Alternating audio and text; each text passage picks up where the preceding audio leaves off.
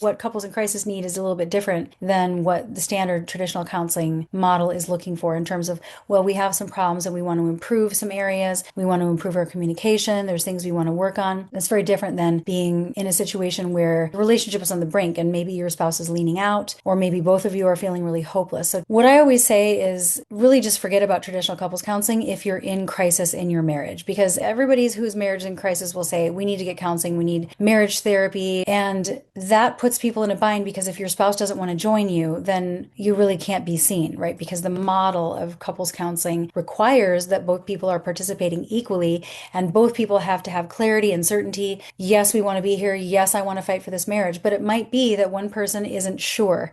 And so we miss a whole group of people where it's like one of us or both of us isn't even sure. And we can't say that we know for sure what the future holds, but we want to do all that we can on our side of the street to maximize the possibility that whoever's leaning out in the marriage could change their mind and see what's possible based on some of the new patterns that we can cultivate through this crisis work. I think that the reason people think that couples counseling is the only option is because they just don't know that it has really notoriously poor outcomes, and there aren't really any other options positioned, right? Most people don't know anything else. With just a 50-minute session every week or two, which standard is every 2 weeks, it's not enough time, right? 50 minutes across 14 days, you're just not getting very much support. You're not getting support in between the sessions. You're barely scratching the surface in the session because you're talking about two people. It's not even just we're looking at one person in 50 minutes. We're trying to uncover things that are going on from two people's perspectives in one 50-minute session. It's woefully inadequate. You just scratch the surface, you stir things up, and then people go home and then they have all this unresolved stuff. I hear all the time, and this I can relate to this too personally, that couples go home and now they're mad at each other and there's silent treatment in the car because they don't like what came up in counseling. It didn't help, right?